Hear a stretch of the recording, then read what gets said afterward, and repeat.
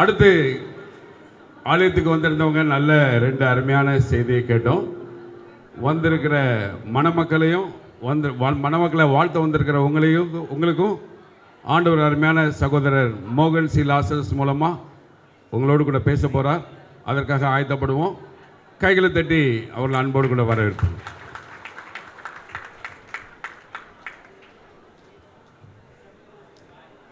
கர்த்தரும் இரட்சகருமாய் இருக்கிற இயேசு கிறிஸ்துவின் நாமத்தில் மணமக்களுக்கு என்னுடைய அன்பின் வாழ்த்துக்கள். இவளுக்கான குட்டி பிள்ளையை பார்த்த பொண்ணு இன்றைக்கு மணமகளாக மனைவி இந்த ஸ்தானத்தில் ஒன்று உட்கார்ந்துருப்பதை பார்த்து ஆச்சரியமாக இருக்குது, சந்தோஷமாக இருக்குது. ஆண்டவர் அருமையான பிள்ளைகளுக்கு நல்ல ஒரு வாழ்க்கையை அமைத்து கொடுத்ததற்காக ஆண்டவருக்கு ஸ்தோத்திரம். தாஸ் சகோதரர் இயேசுடிக்கார் ஊழியத்தில் 30 ஆண்டுகளுக்கு மேலாக எங்களோடு கூட ஊழியத்தில் பயணித்தவர்கள். அவங்க தனிமையாக இல்லை, அந்த முழு குடும்பம், அவருடைய மனைவி, பிள்ளைகள் எல்லாருமே இயேசுடிக்கா ஊழியத்தில் பங்களிப்பு செய்தவர்கள். அதனால் இந்த திருமணத்தில் பங்கு பெறுவது எனக்கு அதிக சந்தோஷம். இது ஒரு ஆசீர்வாதமான நாள். பாருங்கள், தேவ மனிதர்கள் நம்ம மத்தியில் ஜோசப் பாலச்சந்திரன் ஐயா வந்திருக்கிறாங்க. அதே மாதிரி பாஸ்டர் குர்பான் சிங் அவங்க வந்திருக்கிறாங்க. இன்னும் தேவ ஊழியர்கள் வந்திருக்கிறாங்க. அதுவே ஒரு பெரிய சந்தோஷம். இந்த அருமையான பிள்ளைகளை வாழ்த்தி ஆசீர்வதிக்க நம்ம கூடி வந்திருக்கிறோம்.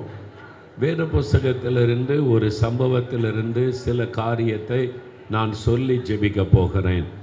இயேசு கிறிஸ்து எத்தனையோ அற்புதங்களை, ஆயிரக்கணக்கான அற்புதங்களை இந்த உலகத்தில் செய்த போதிலும் ஆயிரக்கணக்கான அற்புதங்கள் வேதத்தில் எழுதப்பட்டிருக்கிறது. முதலாவது அற்புதம் ஒரு கல்யாண வீட்டில் தான். இதே மாதிரி ஒரு கல்யாணம் கானா ஊரில் நடைபெற்றது. அந்த கல்யாண வீட்டில் தான் இயேசு முதலாவது அற்புதத்தை செய்தார் என்பதாய் வேதத்தில் பார்க்கிறோம். எந்த காரியமானாலும் ஃபஸ்ட்டு முதலாவது என்பது சிறப்பானது. இயேசு முதலாவது செய்த அற்புதம்னா கல்யாண வீட்டில் திராட்சரசத்தை உண்டாக்கி கொடுத்தார், தண்ணீரை திராட்சரசமாய் மாற்றி கொடுத்தார் என்பது.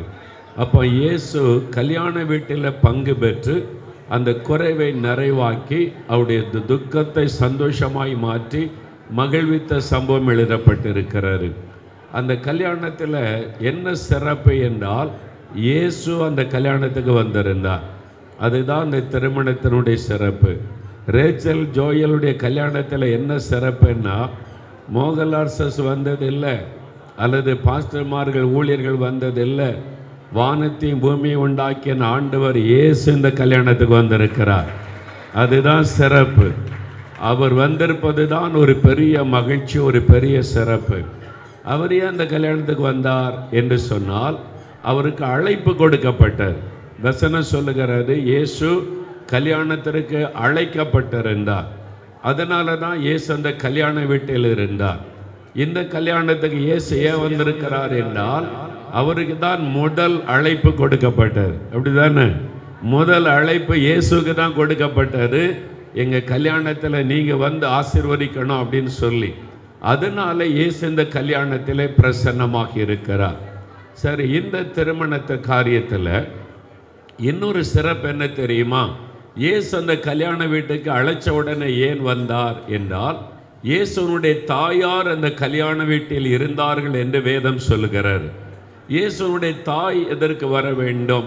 இயேசு ஊழியம் செய்கிறார், தீர்க்கதரிசியாக இருக்கிறார். இயேசுவை எல்லாருடைய பிரசங்கத்தை கேட்டு கொண்டிருக்கிறாங்க. அதனால் இயேசு அழைக்கப்பட்டார். இயேசுனுடைய தாயார் எதனால் வந்தாங்க? வேத அறிஞர்கள் சொல்கிறாங்க, இயேசுனுடைய தாயாருடைய உறவினருடைய திருமண வீடு என்பதாய் சொல்லப்படுகிறார். என்றால் நாசரேத்துக்கு பக்கத்தில் தான் கானா ஊர் இருக்கிறாரு. அப்போ இயேசுவனுடைய உறவினர் வீட்டு திருமணம். அதனால தான் இயேசு அங்கே வந்திருந்தார், அவருடைய தாயார் வந்திருந்தார்கள் என்பதாக வேத அறிஞர்கள் சொல்கிறாங்க. இந்த வீட்டு கல்யாணத்துக்கு இயேசு ஏன் வந்திருக்கிறார்னா, இயேசு இந்த குடும்பத்துக்கு சொந்தக்காரர். அவர் விருந்தாளியாக வரவில்லை, சொந்தக்காரராய் வந்திருக்கிறார். என்ன சொந்தம் அப்படின்னு கேட்டிங்கன்னா, இரத்த சம்பந்தமான சொந்தம். இந்த சொந்தத்தில் பலவிதமான சொந்தம் இருக்குது. சொல்லுவாங்க, ரொம்ப நெருங்கின சொந்தங்கம்பாங்க, இவங்க தூரத்து சொந்தங்க அப்படிம்பாங்க. இது இரத்த சம்பந்தமான சொந்தம் அப்படின்னு சொல்லுவாங்க. இயேசுவுக்கு இவங்களுக்கு இந்த குடும்பத்துக்கு என்ன சம்பந்தம்னா இரத்த சம்பந்தமான உறவு. அதனால தான் இயேசு வந்திருக்கிறார். இயேசுடைய இரத்தத்துக்கு இவங்களுக்கு என்ன சம்பந்தம்னா இவங்க இயேசுவின் இரத்தத்தினால் கழுவப்பட்டவர்கள்.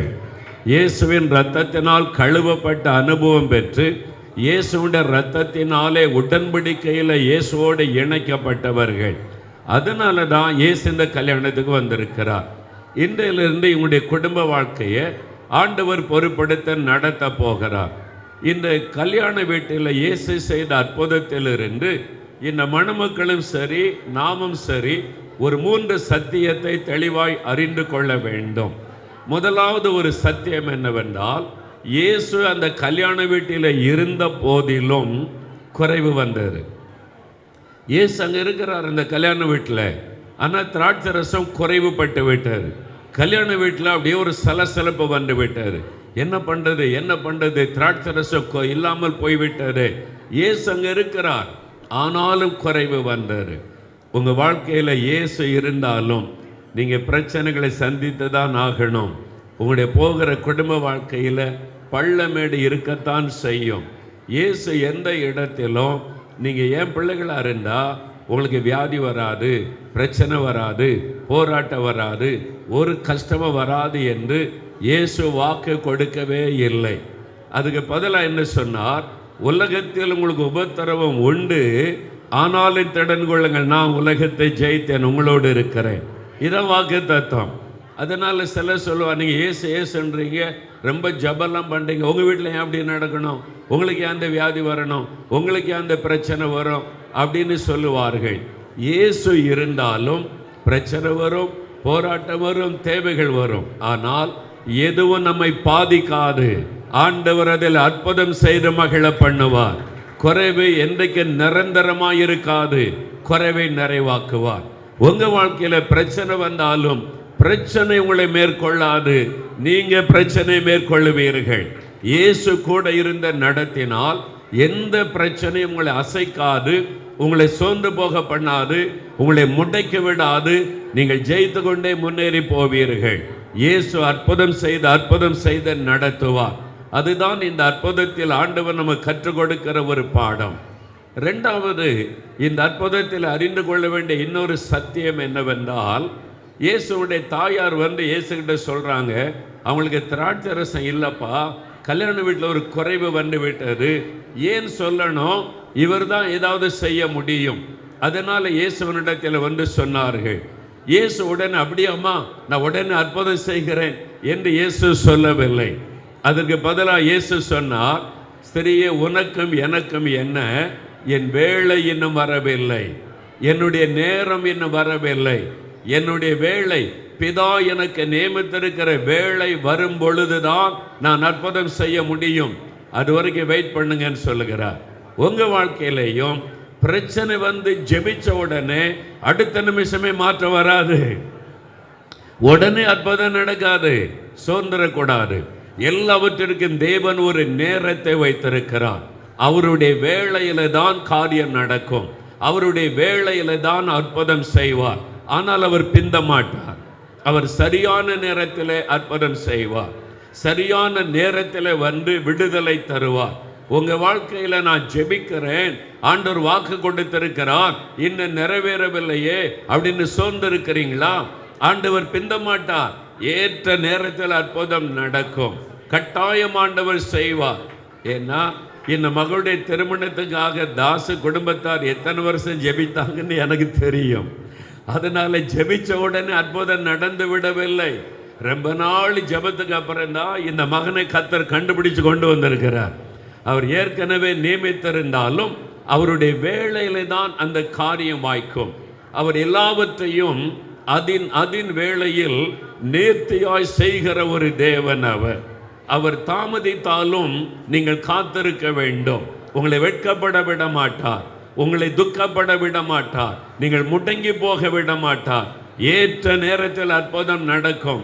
நீங்கள் வெட்கப்பட்டு போகாதபடி உங்களை பரிகசிக்கிற மக்கள் மத்தியில் தலை நிமிர்ந்து நடக்க பண்ணுவார். அதனால உங்களுடைய வாழ்க்கையில் நீங்கள் ஜெபித்தாலும் அந்த ஜெபத்திற்கான பதிலை பெற்றுக்கொள்ள காத்திருக்க வேண்டும். அவருடைய வேளையில அந்த அற்புதம் நடக்கும். சோர்ந்து விடக்கூடாது, நீங்க தளர்ந்து விடக்கூடாது, ஜெபத்தை விட்டு விடக்கூடாது. தொடர்ந்து ஜெபிக்க வேண்டும், தொடர்ந்து ஜெபிக்கணும். நாங்க 44 வருஷமா இந்திய எழுப்புதலுக்காக ஜெபிக்கிறோம். இன்னும் எதிர்பார்த்த எழுப்புதல் இன்னும் வரல, சோர்ந்து போகல, வரும். நம்முடைய கண்களால் அதை பார்ப்போம்.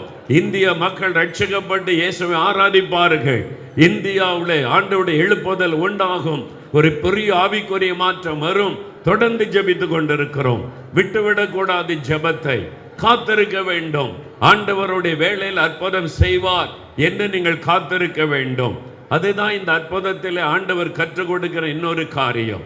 மூன்றாவது, கடைசியாக ஆண்டவர் இந்த அற்புதம் செய்வதற்கு என்ன காரணம்? இயேசுடைய தாயினிடத்தில் வந்து அவருடைய குடும்பத்தார் சொல்லிட்டாங்க. இயேசுடைய தாயார் இயேசுகிட்ட வந்து சொல்றாங்க. இயேசு சொன்னார், ஸ்திரியே, உனக்கும் எனக்கும் என்ன, என் வேளை வரவில்லை என்று சொல்லிவிட்டார். பிதா சொல்லட்டும், நீங்க சொல்லி நான் ஒன்றும் செய்ய முடியாது, அதனால பிதா சொன்னாதான் நான் அற்புதம் செய்ய முடியும் என்று இயேசுடைய தாய்க்கு இயேசு சொல்லிவிட்டார். அவருடைய மரியாள் அறிந்து கொண்டாங்க, இவர் நம்ம சொன்னா செய்ய மாட்டார், பிதா சொன்னாதான் செய்வார், இவர் சொல்லுகிறபடி நடந்த அற்புதம் நடக்கும்னு வேலைக்காரரை கூப்பிட்டு சொன்னாங்க. இயேசு என்ன சொல்லுகிறாரோ அதன்படி செய்யுங்க. உங்களுடைய குறைவை நிறைவாகணுமா, அற்புதம் நடக்கணுமா, உங்களுடைய துக்கம் சந்தோஷமா மாறணுமா, இவர் என்ன சொல்றாரோ அப்படி செய்யுங்க, இயேசு என்ன சொல்றாரோ அப்படி செய்யுங்க என்று சொல்லிவிட்டு போய்விட்டார்கள். அப்போ இயேசு சொல்லுகிறபடி செய்தா அற்புதம் நடக்கும். வெறுமனை ஜெபித்தால் மாத்திரம் போதாது, ஆண்டவர் என்ன சொல்லுகிறார் என்று கவனிக்க வேண்டும். அதற்கு தான் ஜெபம், அதற்கு தான் வேத வசனம், அதற்கு தான் பரிசுத்த ஆவியானவர். நீங்க காத்திருந்து ஜெபிக்க ஜெபிக்க ஆவியானவர் அழகாய் உங்களை வழி நடத்துவார், உங்களை கைட் பண்ணுவார். நீங்க என்ன செய்யணும்? சில சமயம் ஆண்டவர் சொல்லுவாரு, அமைதியா இருங்க பாரு. சில சமயம் ஆண்டவர் சொல்லுவாரு, இதை செய்யுங்க அப்படின்னு சொல்லுவார். அது நமக்கு ஆச்சரியமா இருக்கும். அவங்களுக்கு திராட்சை ரசம் வேண்டும். இயேசுகிட்ட வந்து சொன்னா இந்த தண்ணீரை நிரப்புங்கன்னு சொல்றாங்க. என்ன ஆண்டவர் இப்படி சொல்லுகிறார்? தண்ணீரை வச்சு என்ன செய்ய முடியும்? சரி, தண்ணீரை நிரப்பியாச்சு. இயேசு மந்திரெல்லாம் பண்ணி ஜபெல்லாம் பண்ணி இந்த தண்ணியை திராட்சரசமாய் மாற்றி விடுவார் என்று எல்லாம் பார்த்து கொண்டே இருக்கிறாங்க. இயேசு நின்று கொண்டே இருந்தார். தண்ணீர் நிரப்பியாச்சு ஆண்டவரே. அப்போ இயேசு ஏதோ பண்ண போகிறார், மந்திரம் பண்ண போகிறார், ஜபம் பண்ண போகிறார் என்றெல்லாம் பார்க்குறாங்க. பிளஸ் பண்ண போகிறார். இயேசு ஒன்றுமே செய்யலை. தண்ணியை தொடவும் இல்லை, ஆசீர்வதிக்கவும் இல்லை, ஜபம் பண்ணவும் இல்லை. இயேசு சொல்றார், நிரப்பிட்டீங்களா? நிரப்பியாச்சு, பந்திக்கு கொண்டு போங்கன்றார். அவங்க அப்படியே முகத்தை பார்த்துருப்பாங்க. தண்ணீரை தான் நான் நிரப்பினோம், இது எப்படி பந்தி கொண்டு போறது? அவர் என்ன சொல்லுகிறார் அதன்படி செய்யுங்க. சில சமயம் அவர் சொல்லுவது நமக்கு விளங்காது. அவர் சர்வ ஞானமுள்ள தேவன், வல்லமை உள்ள ஒரு தேவன். நம்முடைய ஒரே வேலை கீழ்ப்படிவது. இயேசு என்ன சொல்றாரு? ஜஸ்ட் ஒபே, அவ்வளவுதான். கீழ்ப்படிஞ்சால் அற்புதம் நடக்கும். இது எப்படி ஆண்டவரே எட்டி பார்த்துருப்பாங்க, தண்ணீராக தானே இருக்குது, இது எப்படி பந்தி கொண்டு போவது? இயேசு சொல்றபடி செய்யுங்க, அவ்வளவுதான். அவங்க அதை மொண்டு பந்திக்கு கொண்டு போகிற வழியில அது திராட்சரசமாய் மாறி இருக்க வேண்டும். அந்த கீழ்ப்படிதல் மூலமாய் அற்புதத்தை பெற்றுக்கொண்டார்கள். அதனால இயேசு சொல்லுகிறபடி உங்களுடைய வாழ்க்கையை அமைத்து கொள்ளுங்க. நீங்க 2 பேரும் சேர்ந்து ஜெபம் பண்ணி இயேசு என்ன சொல்லுகிறார் என்று கேளுங்க. ஒவ்வொரு காரியத்திலும், உங்களுடைய குடும்ப காரியம், வேலை காரியம், உங்களுடைய எதிர்காலத்தின் திட்டங்கள், உங்களுடைய ஊழிய காரியம், ஆண்டவரிடத்தில் கேட்டு அழகாய் நடத்துவார். அவர் பேசுகிற ஒரு ஆண்டவர், ஆலோசனை கொடுக்கிற ஒரு ஆண்டவர். அவர் சொல்றபடி செய்ய வேண்டும். ஆண்டவர் எப்படியெல்லாம் பேசுகிறார் தெரியுமா? இயேசு ரொம்ப ஆச்சரியமான ஆண்டவர். ஒரு தாயார் எனக்கு ஒரு சாட்சி கடிதம் எழுதியிருந்தாங்க. அவங்க கிறிஸ்தவ அறியாத குடும்பத்தை சார்ந்தவர்கள். மாடுகள் வைத்து அந்த தன்னுடைய தொழிலை நடத்தி கொண்டிருந்தவங்க. அவங்க வீட்டில் சில வருடமாக கன்றுக்குட்டிகள் ஒன்றுமே உயிரோடு இருக்காதான், எல்லாம் செத்து போயிடும். 200க்கு மேற்பட்ட கன்றுக்குட்டிகள் மரித்து விட்டார். அவங்க பல இடத்துக்கு போனாங்க. அவங்க அந்த மந்திரவாதிகிட்ட போனாங்க, குறி சொல்றவங்கிட்ட போனாங்க. இது ஒரு சாபம் உன் குடும்பத்தில் இருக்குது, அதனால ஒன்றே தங்காது. இவங்களுக்கு ரொம்ப மன வருத்தம். இந்த சாபம் மாறுவதற்கு பரிகாரம்லாம் பண்ணி பார்த்தாங்க, மாற்றமே இல்லை. கன்றுக்குட்டி ஒன்று உயிரோடு இல்லை.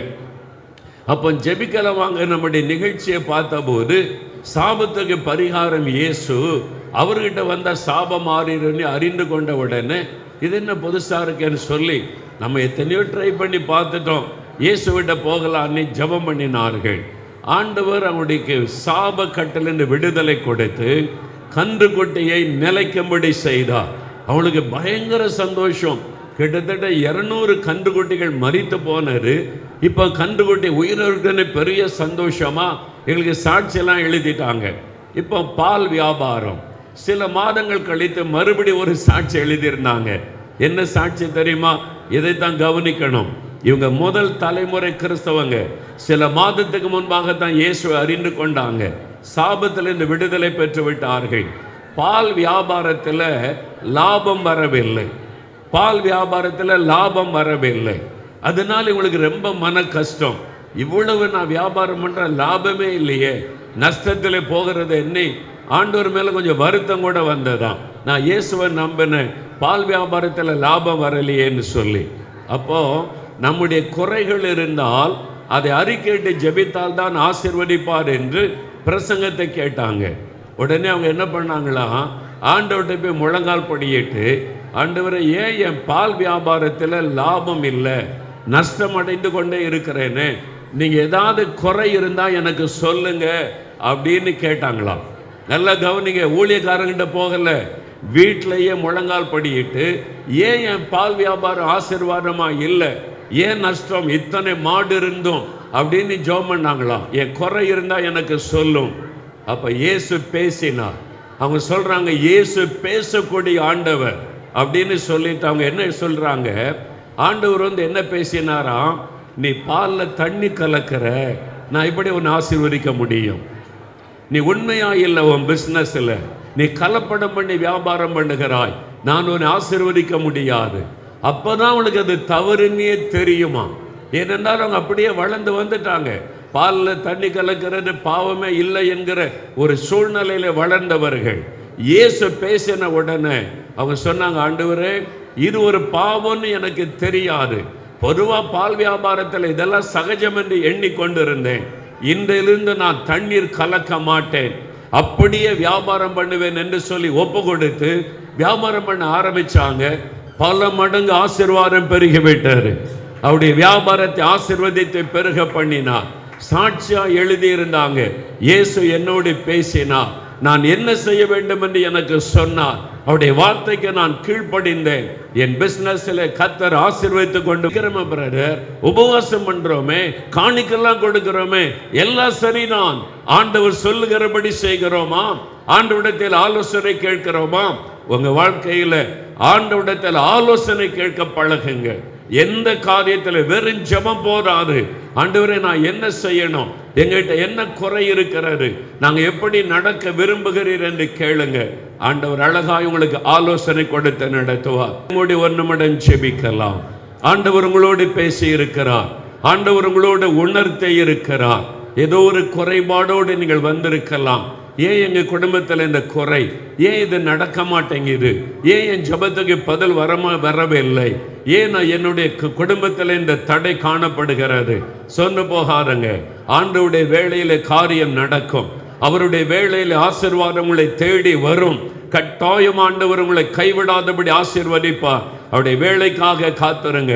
அவர் என்ன சொல்லுகிறார் என்று கவனிங்க. இயேசு என்ன சொல்லுகிறார் என்பதை கவனியுங்கள். அவருடைய வார்த்தைக்கு செவி கொடுங்க. அவருடைய வார்த்தைக்கு கீழ்ப்படிங்க. ஆண்டவரே நான் என்ன செய்யணும்னு கேளுங்க. இயேசுவுக்காக என்ன செய்ய போறீங்க, இயேசுவுக்காக என்ன செய்து கொண்டு இருக்கிறீங்க, இன்றைக்கு உங்களுடைய உள்ளத்தில் ஒரு கேள்வி கேளுங்க.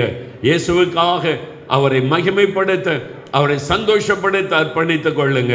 தகப்பனே, எங்கள் மத்தியிலே பிரசன்னமாய் இருக்கிற அன்பிற்காக ஸ்தோத்திரம் அப்பா. அருமையான இந்த மகளுக்காக, மகனுக்காக நாங்கள் உம்மை துதிக்கிறோம். ரேச்சலுக்காக, ஜோயலுக்காக உம்மை துதிக்கிறோம். உம்மால் தெரிந்து கொள்ளப்பட்ட பிள்ளைகள், உம்முடைய இரத்தத்தினால் கழுவப்பட்ட பிள்ளைகள், உம்முடைய பிள்ளைகள் மீது கரம் வைத்து ஆசீர்வதியும். ஒரு நன்மையும் குறைவுபடாதபடி, எந்த குறைவு வந்தாலும் நிறைவாக்கி மகிழ்ச்சியோடு அவளை வழி நடத்துவீராக. இவர்களை கர்த்தர் நிறைவாய் ஆசீர்வதித்திருக்கிறார் என்று எல்லோரும் சொல்லும்படி கர்த்தர் ஆசீர்வதியும். ஆத்துமாக்களை ஆதாயம் பண்ணி உம்முடைய உள்ளத்தை சந்தோஷப்படுத்துகிற பிள்ளைகளாய் திரளான ஆத்துமாக்களை இவர்களுக்கு கொடுத்து ஆசீர்வதிப்பீராக. ஆண்டவரே, இந்த வரவேற்பு நிகழ்ச்சியில பங்கு பெற்றுக் கொண்டிருக்கிற ஒவ்வொரு பிள்ளைகளுக்காக நான் செபிக்கிறேன். நீர் ஒவ்வொருவருக்கும் அற்புதம் செய்ய விரும்புகிறேன். உம்முடைய வார்த்தைக்கு கீழ்ப்படிந்து அற்புதங்களை பெற்றுக்கொள்ள பிள்ளைகளுக்கு கிருபை தாரும். எந்த குடும்பத்திலாவது ஏதாவது குறைவு இருந்தால் அந்த குறைவுகள் மாறட்டும். நிறைவை கொடுத்து ஆசீர்வதித்து மகிழ பண்ணும். இயேசு கிறிஸ்துவின் நாமத்தில் ஆசீர்வதித்து ஜெபிக்கிறோம் பிதாவே. ஆமென், ஆமென்.